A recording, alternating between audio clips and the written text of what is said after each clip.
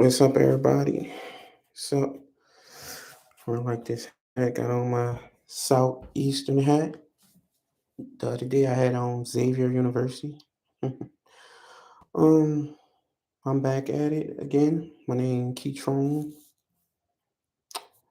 This time, I got the key. I normally always wear a key on my neck. It say courage and strength. By the way, I'm in a library again as well. So if it's echoey and the sound not as crisp as you like it, then understand I'm in the library. I'm gonna remember I'm just starting out, so this just my second episode of everything. I'm gonna learn how to answer the calls, people call in, guide people, pray for people, and each of my sessions is gonna go in order. So first, I'm going to speak about sports. Then I'm going to speak about some form of relationships. And then I'm going to get to the more spiritual, religious part of the show. So, welcome everybody. Welcome. You could just listen, or you can watch, or you could do both. Again, my name Keytron. I go by Dr. Key. Yes, I'm studying to be an actual doctor. The doctor I'm trying to be is a psychologist. To be more specific, really a family and marriage psychologist. So I got again. I'm a diehard Saints fan, New Orleans Saints fan, LSU. Grew up in New Orleans, and I want to speak on New Orleans, the Saints first. What I think about them. So let's see here. Well, first thing first, New Orleans Saints. Dennis Allen. I want to say you got to give everybody a chance. Dennis Allen, of course, he played for the Oakland Raiders when they were the Oakland Raiders, and now they are the Las Vegas Raiders. His record was 8-28, of course. That's not good, but with the New Orleans Saints, his record is 1-0. Remember, Sean Payton, I think, had COVID, and Dennis Allen had the coach. And guess who he coached against? The Tampa Bay Buccaneers at their house in Tampa. And as I recall, the GOAT, right, Tom Brady, without Drew Brees and without Sean Payton, we beat them 9-0. I remember that. So they put up a goose egg. So we beat them 9-0 with Dennis Allen under the helm, the head coach. So he already had head coaching experience.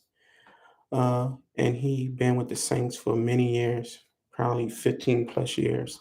So I want to say to everybody, all the Saints fans that's concerned about Dennis Allen as the head coach, first of all, you gotta give him a chance. The good thing is he already have the respect in the locker room. Thirdly, he's been there for a long, long time with the same team. And I think for sure he learned under Sean Payton, one of the best coaches, right? And the best coach with the New Orleans Saints, hands down. So he learned something mentally, physically, and spiritually from being a New Orleans Saint. So Dennis Allen, that's what I got on him for right now. Give him a chance. He already got the respect. He been with us for many years, and his record with the Saints is 1-0. So he already starting off with 1-0 with the win against Tampa Bay. We beat them 9-0. So in their own home. So the GOAT he not really a GOAT when he play against the Saints, right?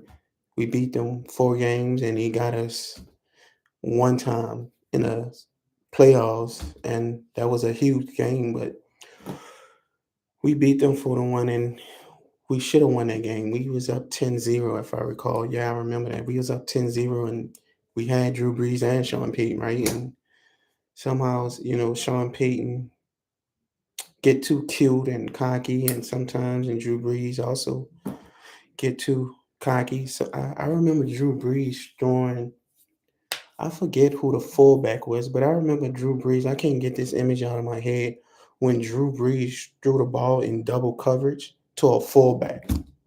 I say, Are you kidding me? A fullback? If he would have threw it to Michael Thomas or even Alvin Kamara in double coverage, that's a little different. But to throw it in double coverage to a fullback, that's asinine. So sometimes Drew Brees get too cocky, sometimes too, and rightfully so. Right, he really good, and he is a gunslinger. I mean, he don't have a cannon for an arm, but he is a gunslinger. He like throwing a ball. He feel like he could make any pass. So Dennis Allen, that's Dennis Allen. Really good speaker. He's straight up. He lets you know what's going on, and uh, when he doing his public speaking, he's just straight up. Next, the quarterback, because you have to have these two things in order, really, from the jump, to have a good team. The coaching staff, the quarterback, and even a culture. So we now have a winning culture. So we got the winning culture, and then the coach, Dennis Allen, he's gonna he's gonna get it. I feel like we're gonna have a winning record when it's all said and done. I give you my winning record after finish speaking on the necessary players and coaches I want to speak about. Next is Jameis Winston, famous Jameis, right? He was called famous Jameis for a reason. He graduated, I think, last year or this year from Florida State. He won a Heisman, so he's a Heisman Trophy winner and a first round draft pick with no other than the Tampa Bay Buccaneers, right? I don't really want to get in too much into Jameis Winston with the Tampa Bay Buccaneers because that's his past. The past is called the past for a reason. So it's time to move forward to the future and the present. But of course, Jameis really never had a fair shake. He had a really good team, but Tom Brady had a better team, and of course, he is the general manager. He has general manager duties as well as the quarterback duties. So he got to pick a lot of those players, and a lot of those players he reached out to came because of who he is. And the Tampa Bay Buccaneers are getting more TV play because of Tom Brady and more wins because of Tom Brady and what he brings. So I never hate on no one. That's not me. I'm one of the realest people. That's why I always use the real Dale Holyfield. Um, I'm not gonna say he the best and he the goat, but he's a really good player and he's one of the best. Jameis Winston, Florida State, with the New Orleans Saints, where he has 5-2. So before he broke his leg by no other than the Tampa Bay Buccaneers, Devin White, freaking Devin White, man. Out of LSU, Devin White, but Jameis Winston went down. If Jameis Winston never would have went down in that game, we would have beat them more.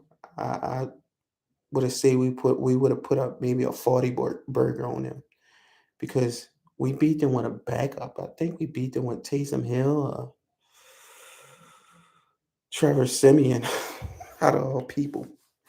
So yeah, we beat these people with third round and fourth round quarterbacks. Taysom Hill is no longer the quarterback anymore. He's going to be at tight end, and so Jameis Winston is the quarterback, and Dennis Allen is the coach.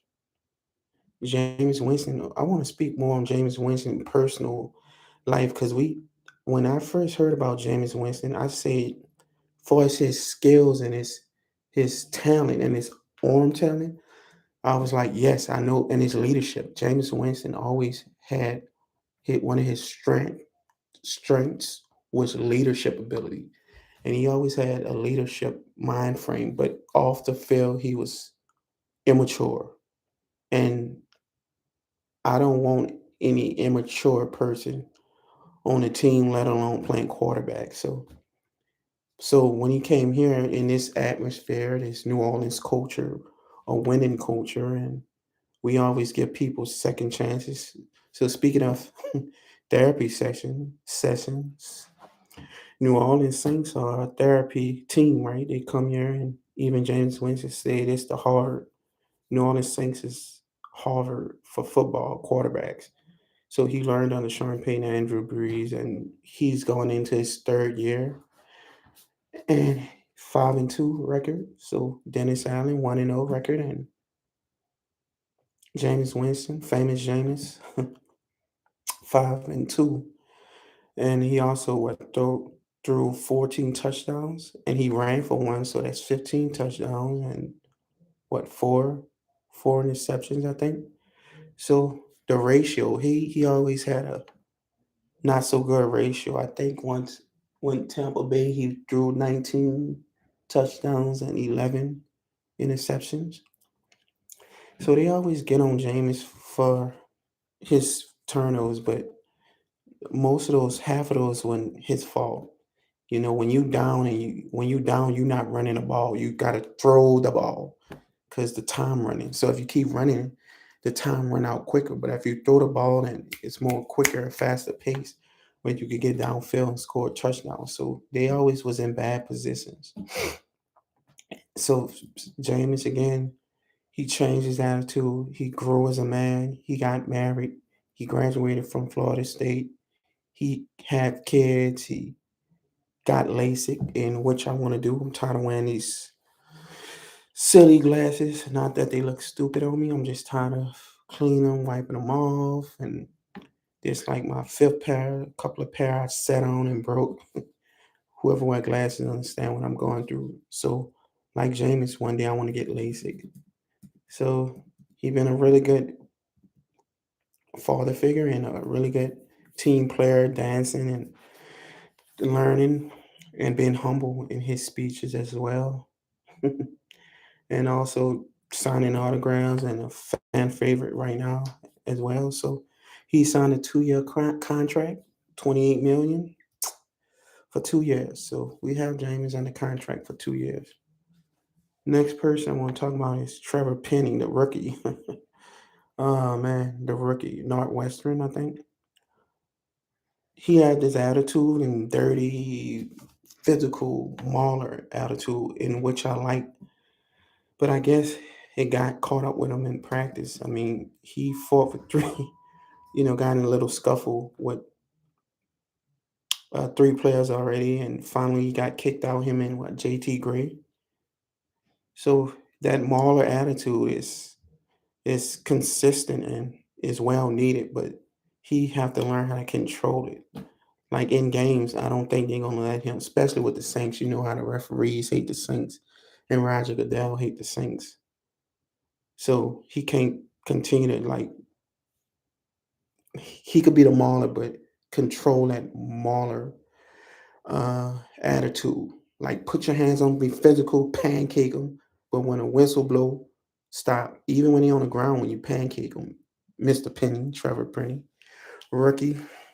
I'm touching my head because I could see the visor is kind of crooked. And if you hear noise and a beeping sound or alarm sound, remember I'm in a library, and if it's echoing, I'm in a library. So one day I'm gonna get start doing them in my room, or find a physical place to start doing my podcasts. Trevor Penny, man, you need to calm down, but I like the mauler attitude, so keep it. But remember, in the games, it's not gonna be too. There's probably gonna be flags, but on that line, that offensive line, got to step up. I don't like the fact that Cesar Ruiz was put into the guard position because we drafted Sean Payton, drafted, drafted him as a guard when he played center. And I wanted him to come straight out and play center, but who we got at center? We put McCall at center, and I feel like McCall was better for both center and guard, but he better than Cesar Reeves. Like Big Q say, Caesar salad or Reeves.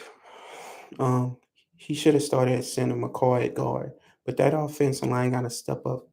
So we have the old coach coming back, and his name escaped me at the moment, but He was the Jaguars head coach, and I think it's Maroney. I think he's better at offensive line coaching than head coaching, but I'm not gonna really hold that against him as well because the Jaguars are trash. The organization is trash. So some teams don't even deserve a team. They just trash. But the offensive line, defensively and offensively, have to step up. Penning, I don't know if he's gonna start day one. Maybe James Hurst gonna start day one. But James Hurst, I also like him better at guard and not tackle. Of course, we lost Armstead, but we don't know. Armstead never played 16 games, and now we got an extra game. So I doubt it if he plays 17 games. Next person I want to talk about the Honey Badger, Mr. LSU. Coming back, had a little family issues. That's fine. We can't, sometimes we got to be not so emotionally attached to these players because they're also humans.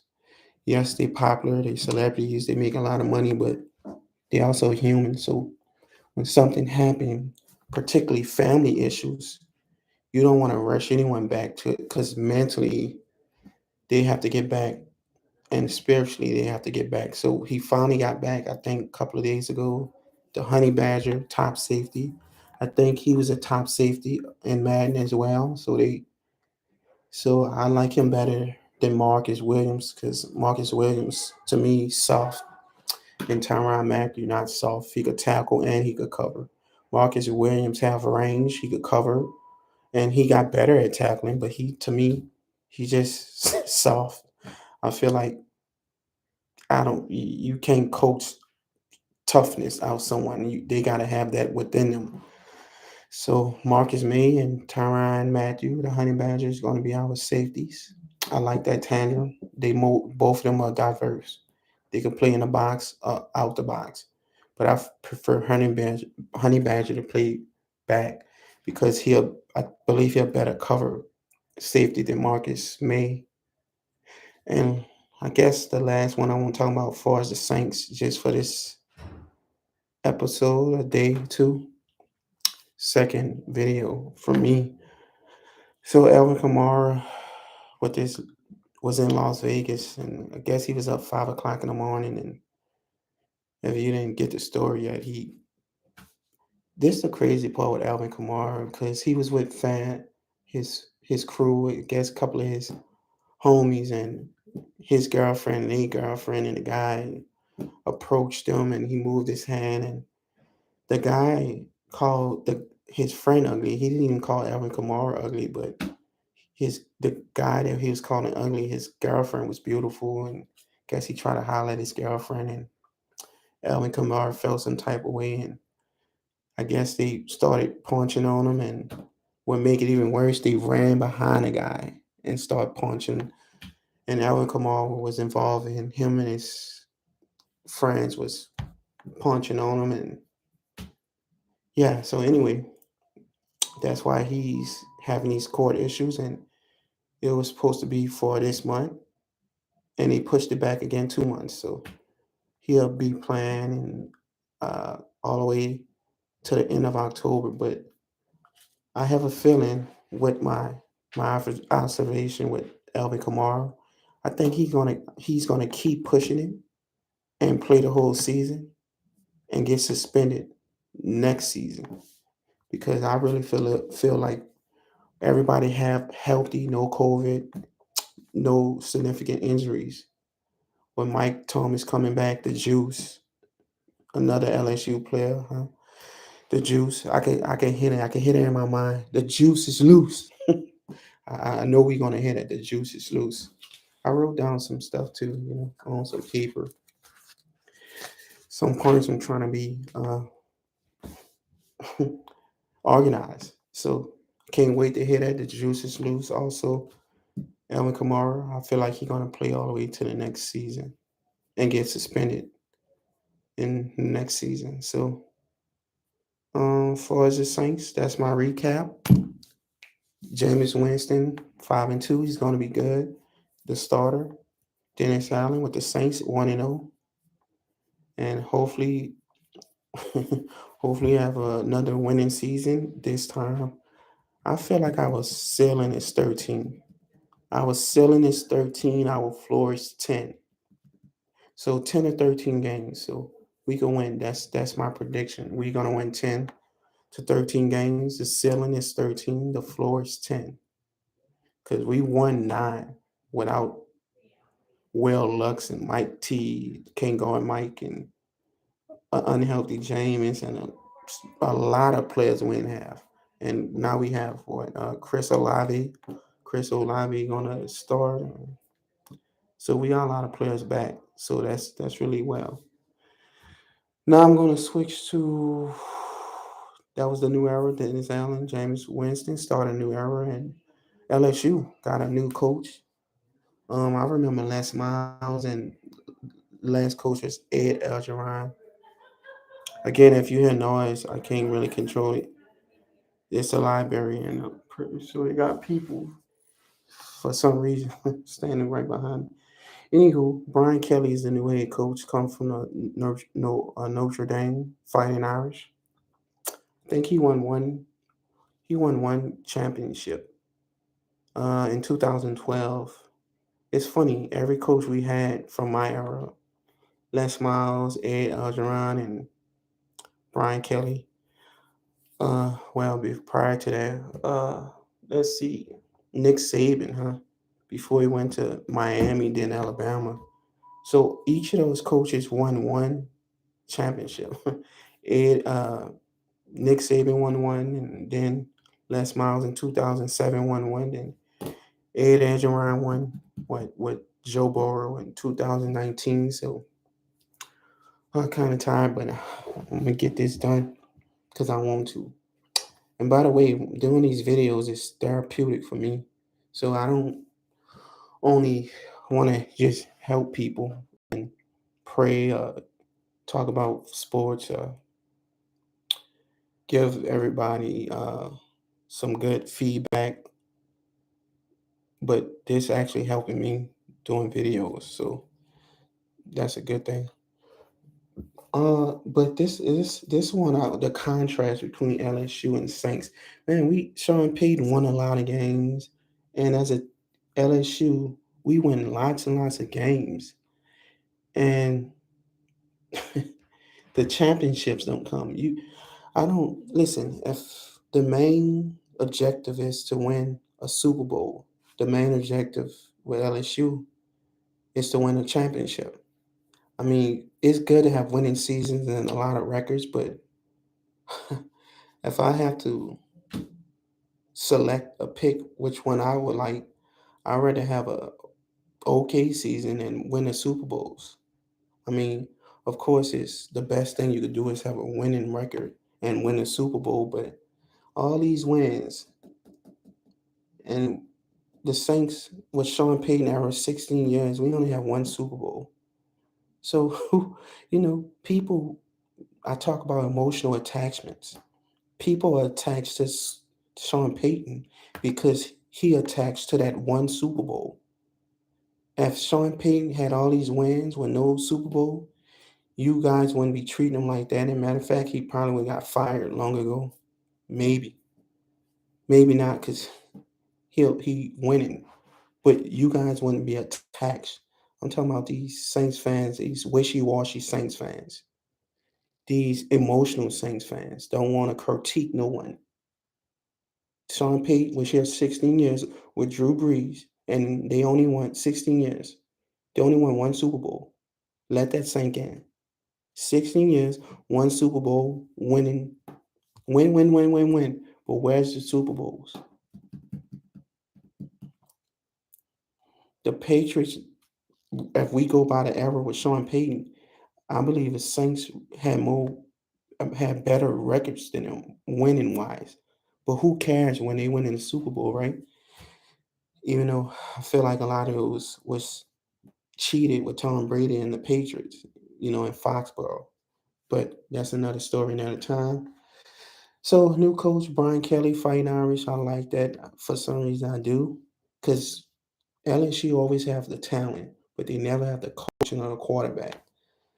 that championship with Les Miles, I think Matt Flynn was the quarterback. But as you can see, when you have a quarterback, Ed Ryan wasn't a great coach. I mean, he fired now, but we had Joe Brady, and he was an excellent offensive coordinator. But the thing is, Joe Brady left, and he's not doing too hot. He got fired from Carolina, but maybe he moved on too fast. If he would have came out this year, I believe Joe Brady would have got a coaching position. Actually, if he would have stayed with LSU for three, 4 more years, he probably would have got a head coaching position. Anyway, record. I think his record 113-40. With the Fighting Irish, Brian Kelly. That's awesome. 113-40. A lot of winning records, and only thing I say about LSU for now is I speak on a schedule, but the head coach is new and the quarterback. They're trying to select a quarterback now, so I think it's Nussmeier and Miles Brennan. Man, they kind of the same if I'm not mistaken, but Miles Brennan was supposed to be the starter, and because he was there, he might get the edge because he was there already, and he was a starter already, kind of after Joe Burrow. So he was a starter. He got hurt, and then Nussmeier got in. So it's really, really interesting. I don't know who will win, but if I have to select right now, if you pressure me to select, I'll pick Miles Brennan because he was already there and he was a starter already, and he in this scenario he's the veteran. So the veteran, unless Nussmeier really, really stand out.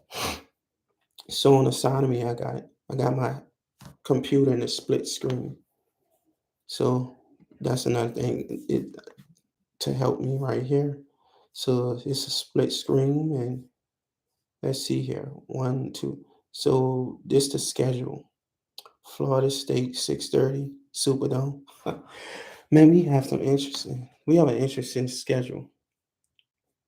We play Southern University. I love Southern band actually. I'm a fan of the marching band. I listen to them all the time. So we play Florida State, Southern University, Mississippi State, New Mexico, Auburn, Tennessee, Florida, Ole Miss, Alabama, Arkansas, UAB, and Texas A&M.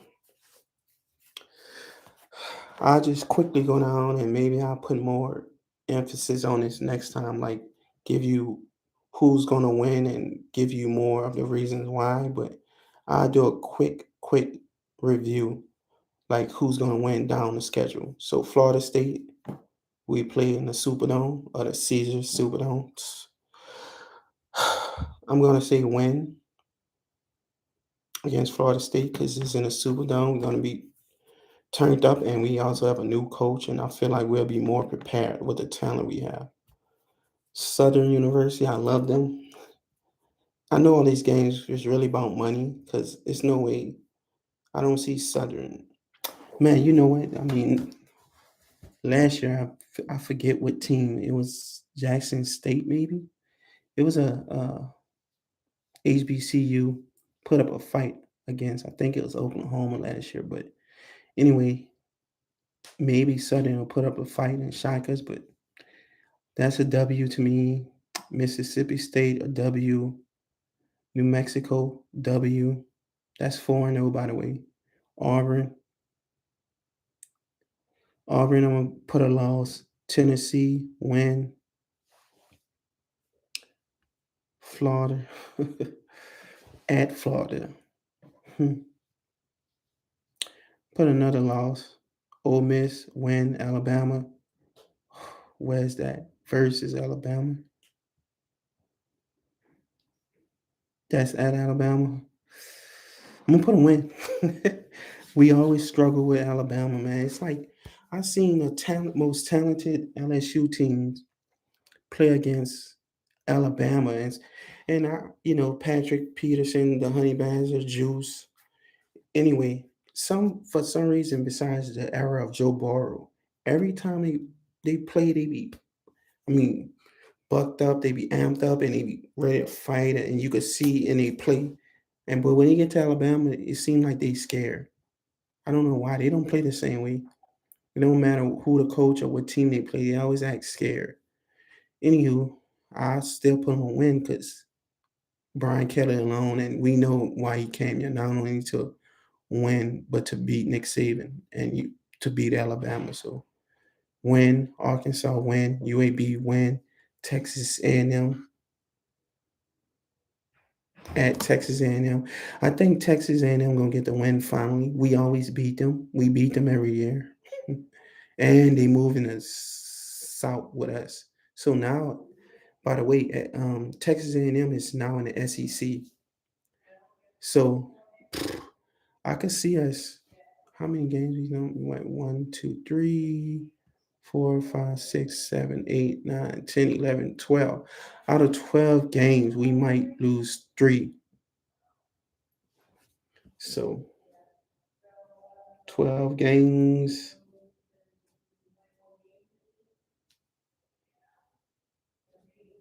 So we could go 10-2 or 9-3. So 10-2, 9-3, our record. So that's my LSU prediction for now. 10-2, 9-3. Just first look. So next time I'll just break it down and say why and go over the players who I think is gonna be the player of the game, offensively, defensively, and who's gonna be an X factor, stuff like that. So that's my take on LSU. Recap: new coach. Don't know who the starting quarterback is gonna be. I'm assuming Miles Brennan. And we're gonna see if Brian Kelly could continue winning ways and not only win games but beat Alabama and get us to the big dance. Get us to the big dance, man. Championship. Get us to the big dance. Boom. Okay. My next segment is talking about this more of a relationship portion of it. Um, I'm starting to hear everybody talking about the blue pill and red pill. And at first I was like, what is that? What, blue pill? I mean, that's medication. But I guess so come to find out it's referring to the Matrix. They get this illustration from the Matrix. The red well, Morpheus. He was asking about the blue pill or red pill. So the urban dictionary the slang of red pill, blue pill, we always talk about, I mean, more and more into feminism stuff and alpha stuff, like what people think. And this is deep in this relationship game right now. Alphas and feminists, and over time I'm going to get deep into that. And y'all better come because y'all want this wisdom and knowledge and truth. You get the real deal Holyfield from me. So, um, alpha and feminism and red pill, blue pill. So it come from the Matrix. The blue pill, I just looked it up, and far as the blue pill, it means well, first of all, actually, a person that's delusional is more of the blue pill.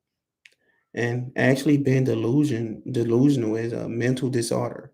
So by the way, like again, to remind you, I study psychology in school, Southeastern. I'm a junior. I graduate next year. So anyway, it's a mental disorder, a mental health condition in which a person can't tell which real from which image imagined, like a fantasy. So they got a lot of people, mostly women actually, in La La Land, the fantasy land.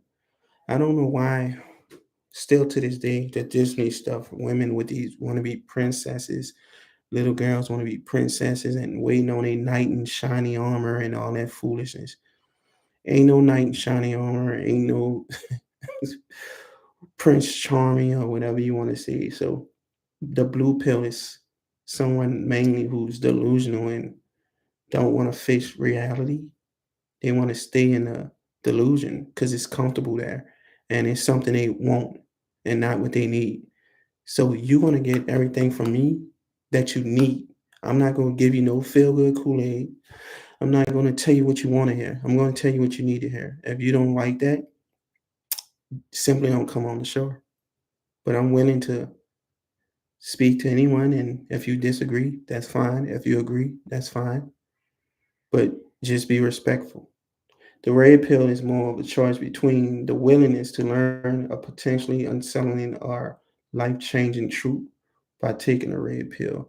The red pill is someone constantly trying to learn the truth and understand themselves. So if they want to be in a relationship, they understand themselves first. They love themselves first and, come to themselves spiritually, mentally, and physically, psychologically. You always want to better yourself spiritually first, then mentally, then physical. Because it start like that. I mean, people want to just say you want to get in shape. If you're not spiritually and mentally there first, it's going to be harder. Because remember, self motivation as well. You're doing this for yourself first, not for the person. So you got to get yourself in order. Fix yourself first to be with someone. So pray, of course, and then think, vision yourself, the shape you want to be, how you want to be, your body. It all start in your brain, negative or positive, start in your mind.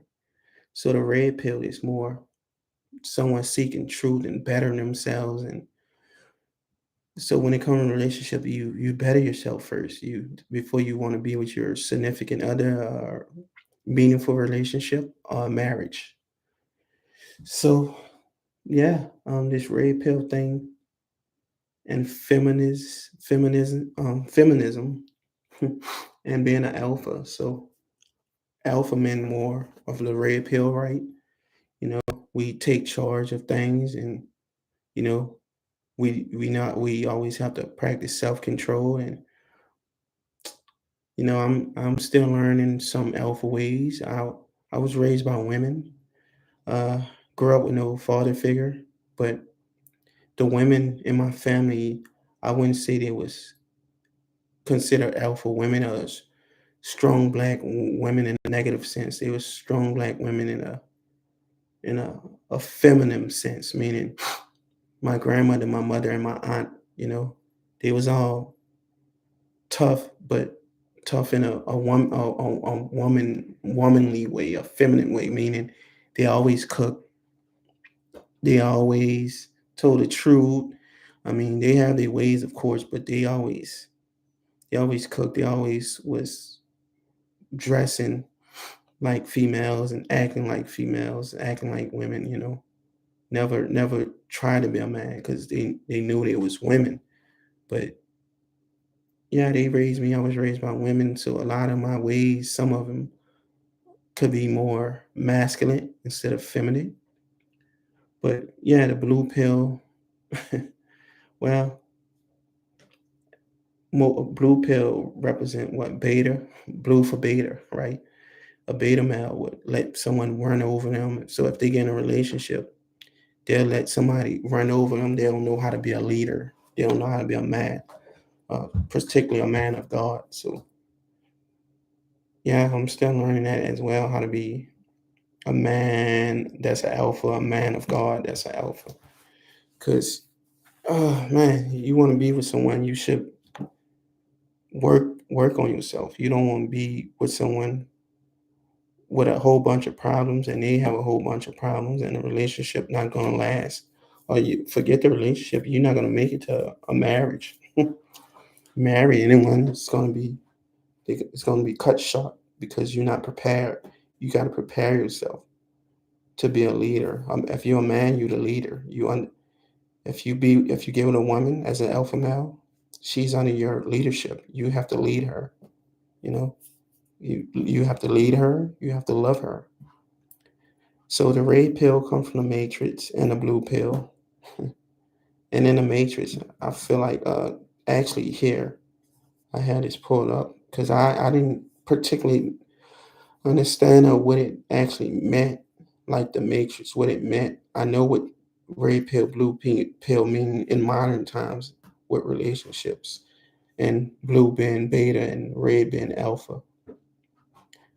I guess for women, blue is uh, delusional, and the red pill is feminism. So, red pill for a woman is feminism, being feminine, and red pill for a man is alpha, masculine. Blue pill for a woman is delusional.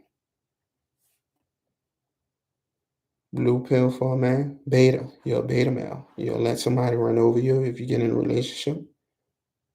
They'll run over you. They'll take all your money and they'll control you. We're not looking for someone controlling each other's lives. We're looking to build. So, Matrix, in this section here on Google, I'm Googling everything. The new age, right? Google. So, I the question was, what is the concept of the Matrix? And right here, you have a particular word I'm just saying. So it say to the answer to that question for the Matrix. It depicts a dystopian future in which humanity is unknowingly trapped inside a stimulated reality. The Matrix, which intelligent machines have created, to distract humans while using their bodies as an energy source. So, kind of like a relationship, right? We using a blue pill, red pill for relationships. You almost feel like you're in a trap inside a stimulated world, like it's a control. Remember, delusion is a mental disorder where you can't separate the delusion, the fake from the real, reality from La La Land. So that was one of the answers to that question. I also like another question they had on Google. What is the point of the matrix? You know, I like that because I wasn't particularly sure. I knew it was a fake world and people was real going into a fake world, trying to find out what's real and what's not. But to break it down, what is the point of the matrix? Matrix.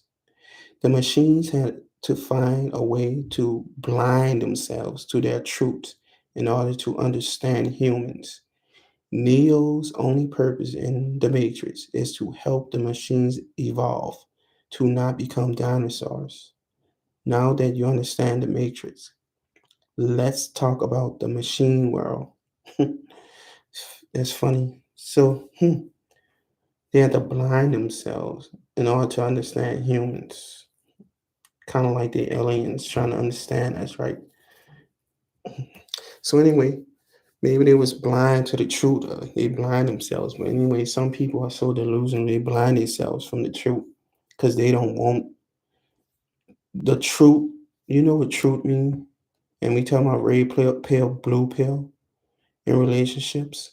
A lot of people that's delusional are these modern women that's delusional. Don't shake it. A lot of them that's delusional are ignorant, unaware. Of course, they don't know no better. I kind of lost my train of thought, but I was going somewhere with this. But a lot of people are delusional. Well, the modern women, they're delusional because they don't want to take responsibility or accountability. When you hold into account, it's a difference. See, I, when we talk about relationship, looking up a lot of people talking about like Dr. BOA, Melanie King, Big Q. These are the people that I watch that inspire me to start my own page. Man, they talking about this the what Renner. what's her name? Brittany Renner talking about relationship with Cam Newton. It's funny because she said, well, she pretty, which she is. She said she don't go up to men. Men have to come up to her. Men going up to women is traditional. But right now, in these days, when you do that, that means the man invited you out, so the man have to pay for the date, right? So I thought about that. So I say, well, these women, they like the men. They find the men attractive, but they wouldn't go up to them. Why? Because they know in their mind they can't really say, oh, well, he don't have to pay for the dinner. I have to because I asked him out. So see, they don't want no responsibility. They don't want to be held accountable. Not all women. Modern women. Modern women is delusional women. And delusional women are to me the fake feminists, right? They got feminist movement, but I get into that more deeper. Keep coming and you'll learn that delusional movement is the feminine movement.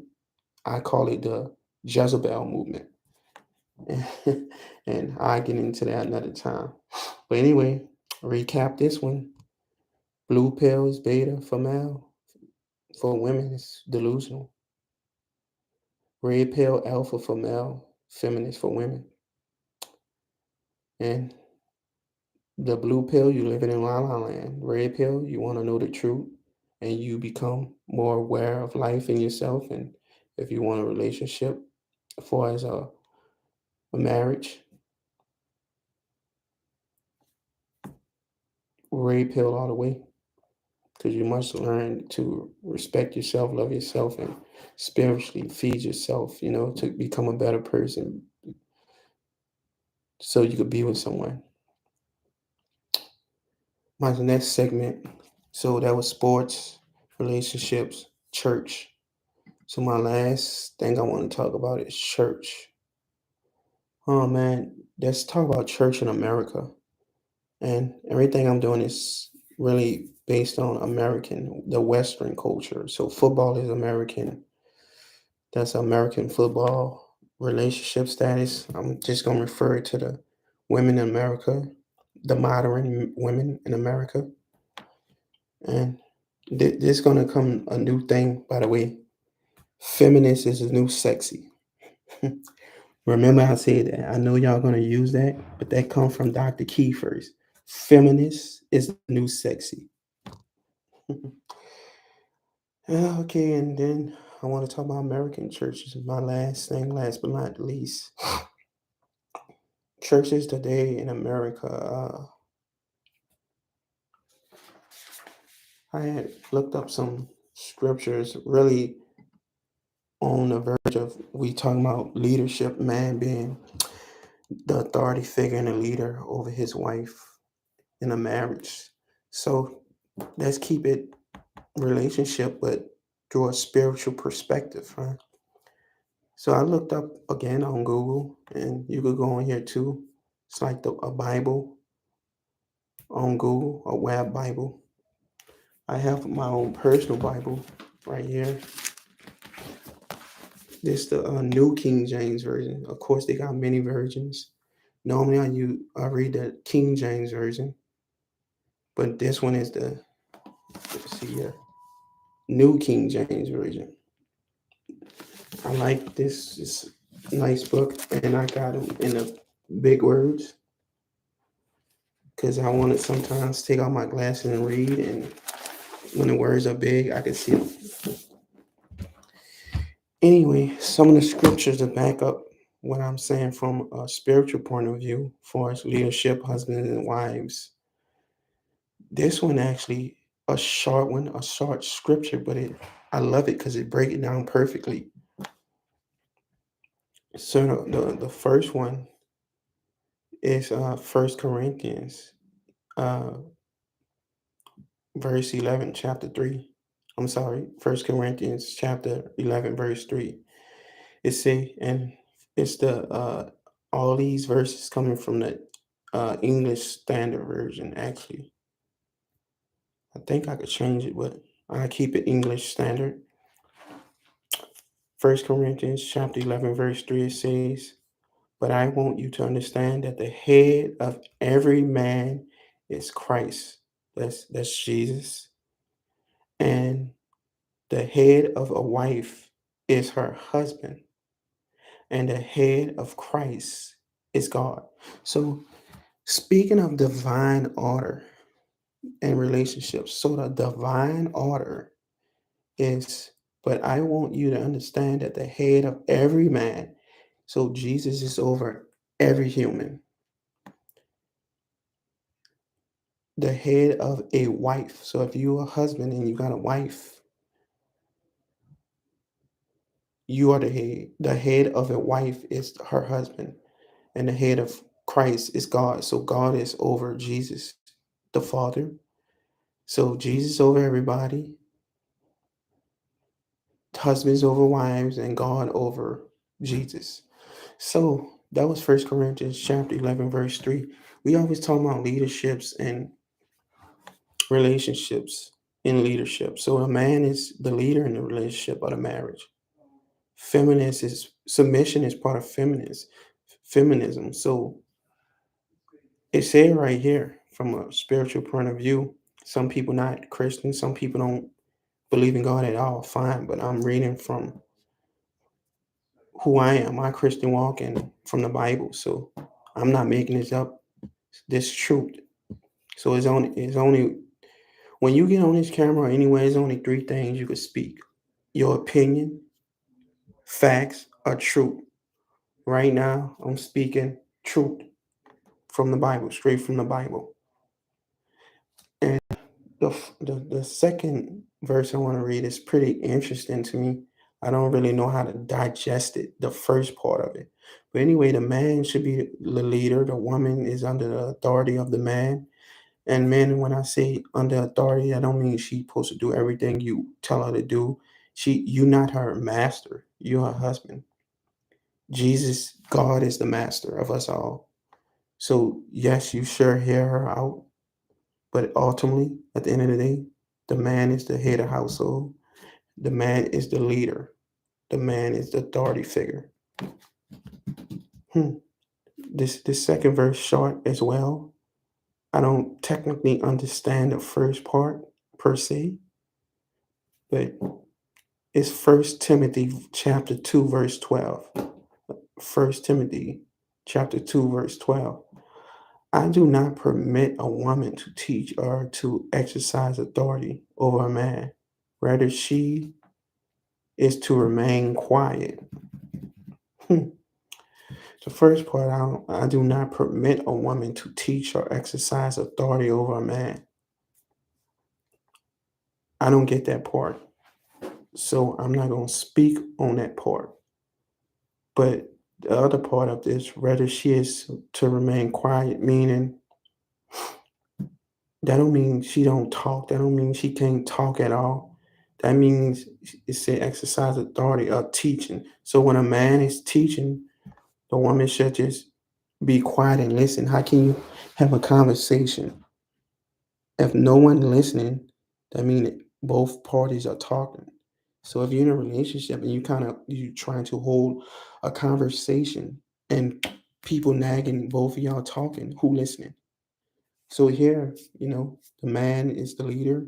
If he's talking, if he's teaching you the Bible or practical things of life or anything, or trying to accomplish something through the house or the marriage, that don't mean women should take away their voice all the time or just be quiet forever. No, that means just respect me. I'm the leader. Be quiet. Let me teach you. Be quiet so you can learn. Be quiet so we can have this conversation. Be quiet so you can understand what I'm trying to tell you.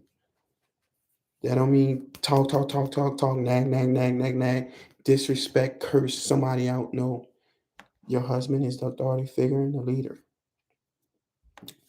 So yeah, that was First Timothy chapter 12, 2, verse 12. Chapter 2, verse 12. So that's the spiritual side. So I went from the blue pill, red pill to teaching you guys about the relationships through a spiritual point of view, Christian point of view. So, anyway, I want to get more. So, my channel is going to be more and more about football with the Saints and LSU, and speaking on relationships. And the modern relationships right now is speaking about feminism and submission and red pill, blue pill. That's what the topics are about right now. We can even get into race, women with different race, actually. So maybe I talk about some personal stuff as well. Even with women. I mean, I don't mind dating or marrying out my race, by the way. So race is not an issue since she's talking about relationships. Race is not an issue for me. But I won't get more into that for as race because some people date outside their race, some people don't. So particularly, I'll be talking from the black point of view when it's the African American point of view, dating and marrying outside race. Nothing wrong with it, but some people don't do it. And I'm going to give you the spiritual point of view. I'm a Christian, so I'm reading from the Bible and speaking of God, and God I'm speaking of is Jesus. So if you want to keep coming, if you don't want to hear certain parts, just come for the parts you want to hear. Subscribe and like. If you want to hear just about sports, I start off with sports first. Then after that, you could go about your business. So I go sports, relationships, and religion, or spirituality. So yeah, wives, the world is teaching women that submission is bad. And it's like when women hear submission in their minds, it triggered that submission is bad and negative, and it's like slavery. But that's what they was taught. See, everything is taught. People don't automatically become non-submissive, or women don't automatically become non-submissive. Like people that's racist, they don't automatically become racist. They was taught racism. So everything is taught in the world and in America. The social media, everybody have this narrative, and these modern women is being taught, and these young girls are being taught that being submissive is like slavery. Is don't do it. So it's separating us. It's separating families. Basically, sin is separation from God, and the enemy, the devil, separate us. So he used certain things, certain tactics to separate us. And one of these separations is, breaking up families, teaching girls how to just go to school. Don't get married. Just go to school. You be a leader. You be your own boss. You work and make your own money. You don't need a man. And that's how the women think now. I don't need a man. I don't need you. I don't need you. I don't need a man. And because they was taught that. So by the time they get their degree and the world teach them to keep thought their life away, being a Tatiana or whatever you want to call it. And by the time they do that, they older. And nowadays these girls have kids. So now they older with kids, and sometimes they get in the upper 30s and 40s and finally realize, wait a minute, I missed out on my opportunity to be married, have a family, because they was taught not to have a family. They was taught to be strong, independent, make their own money, go to school, get the education. That's not good. That's not good for family. What about the family procreation, having kids?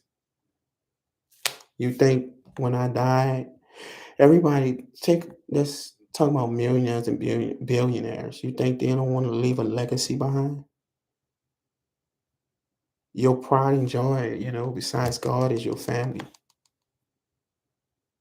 I want to leave a legacy behind. So I do want to have kids, and family is important. The future is important. And having families should be part of your future, part of your plan. Don't you, it's harder and harder to have kids when you're in your 40s, 50s, and 60s. I mean, through God, all things are possible, right? Sarah had a baby at what, 90? Sarah and Abraham, Genesis. So it's been an hour. So again, my name Dr. Key. The name of this channel is Therapy Session. Uh, you call me Dr. Key, and always have the key. Going to continue to get better, different locations. Uh, Learn how to have a phone conversation. I see the common things here when I get, I guess, more popular or whatever. I can start answering comments, and so subscribe to me, like, if you want the real deal Holyfield from a practical spiritual point of view, a mental point of view. I'm here to help you, Dr. Key. And again, sports, relationships, and spirituality. That's what my niche is, and that's what I'm going to speak about. Okay. All right, y'all. Appreciate y'all. One love, Dr. Key. I'm out.